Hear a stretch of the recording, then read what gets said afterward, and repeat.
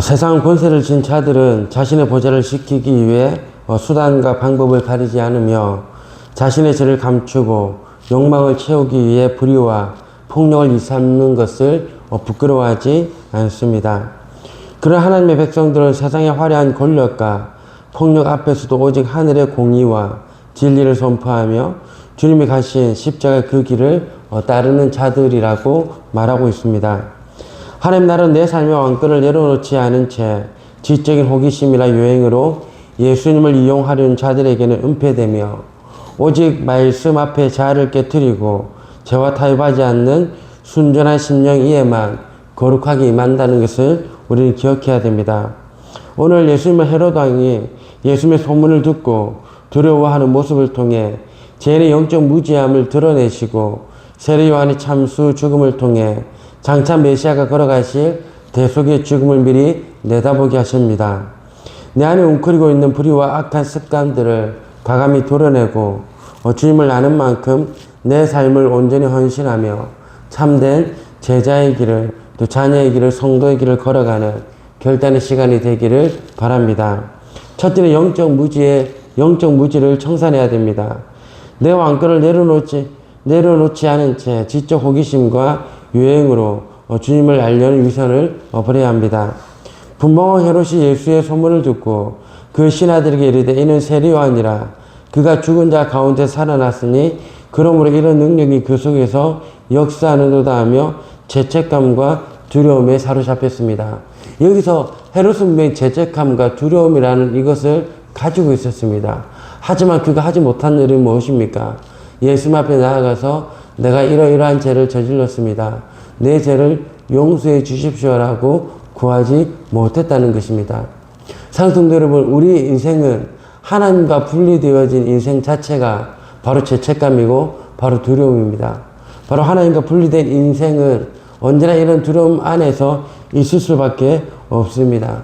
그렇기 때문에 우리는 늘 우리 가운데 죄책감이 고 두려움이 있다면 하나님 앞에 그 모든 것들을 아뢰며 기도하고 그 모든 것들을 청산하며 다시 한 번 더 예수 그리스도의 그 십자가를 묵상하며 걸음걸음을 걸어가는 참된 은혜가 있어야 합니다. 헤롯은 기적을 행하시는 예수님 몹시 궁금하여 만나고 싶어 했으나 그 갈망은 신앙으로 연결되지 못했습니다. 이는 자신의 왕권과 기득권을 조금도 내려놓지 않은 채 지적 호기심과 기적만을 바라는 유행으로 예수님을 대했기 때문입니다. 우리가 예수님을 대하는 방식은 무엇입니까?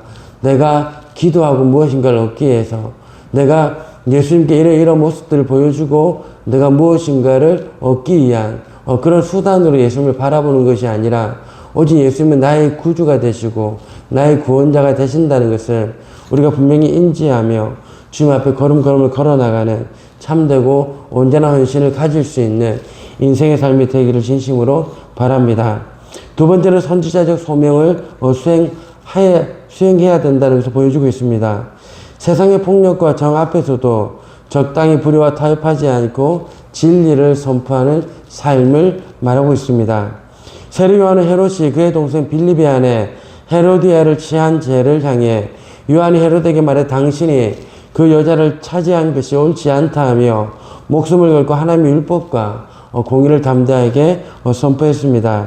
권력자의 폭력이 두려워 아무도 죄를 지적하지 않을 때 요한은 선지자의 사명을 다하기 위해 불의와 책망을 하다가 죽임을 당했습니다.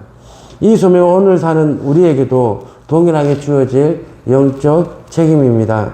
성도는 내가 속한 가정과 일체의 삶의 영역에서 불이익을 당할까 두려워 적당히 눈 감고 타협하며 안지해왔던 비겁한 영적 타협주의를 완전히 분쇄하고 회개해야 합니다.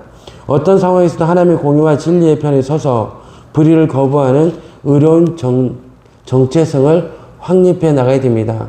사실 이 길이 그렇게 쉽지 않습니다.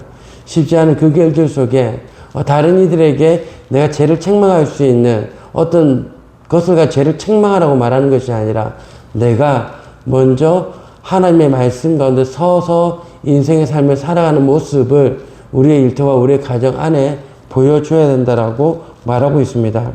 마지막 세 번째는 거룩한 용기의 발현에 대해서 보여주고 있습니다. 말씀의 책망 앞에 자존심을 깨부수고 내 안에 악하고 게으른 습관을 과감히 도려내야 합니다.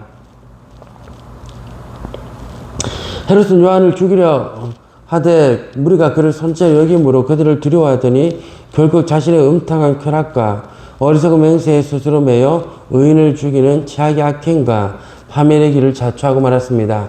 자신의 죄를 책망하고 그 죄에 대해서 고발함에도 불구하고 그 죄에 대한 어떠한 반응은 없지만 자신이 말한 그 맹세의 언어 때문에 누구를요? 선지자인 세례 요한을 죽이게 됩니다. 여러분, 종교라는 것은 하나님을 믿는다는 내 자존심을 드러내고 나의 지식을 드러내는 것이 아니라 내 안에서 하나님의 말씀과 하염없이 낮아지는 삶의 모습을 우리 가운데 보여줘야 됩니다. 우리 모두는 하나님의 말씀 앞에 겸손히 서야 됩니다. 겸손한 주의 말씀을 듣고 그 말씀이 내 안에 때로는 책망으로 오게 되면 우리는 하나님 앞에 엎드려서 하나님 앞에 회개하며 나아가야 됩니다.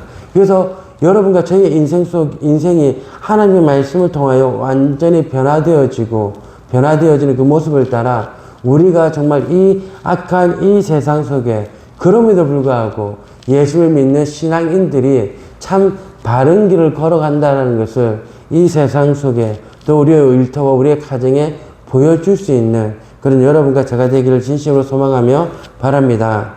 우리 주 예수 그리스도는 불의한 세상의 폭력에 타협하지 않고 진리를 선포하다 죽어간 세례 요한의 걸음보다 더욱 완전하게 온 인류의 죄를 대속하시기 위해 십자가의 참혹한 죽음을 친히 당하신 공의와 사랑의 구주이십니다. 예수님은 지금도 우리의 숨은 죄를 말씀으로 들춰내실 때 우리가 헤롯처럼 분노하며 거부하는 것이 아니라 온유함으로 엎드리기를 원하십니다. 우리가 믿음으로 반응할 때 내 삶의 모든 악한 습관을 이길 하늘의 능력과 기적을 베풀어 주십니다.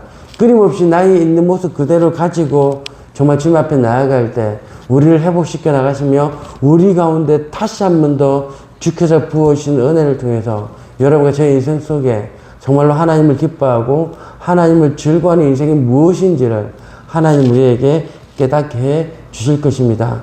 사랑하는 귀한 성도님들, 오늘 하루도 주의 말씀 안에서 주의 말씀의 진리 울타리 가운데 우리가 있고 주의 말씀이 나를 변화시켜 나갈 수 있는 귀하고 복된 심령이 되기를 예수 그리스도의 이름으로 축원드립니다.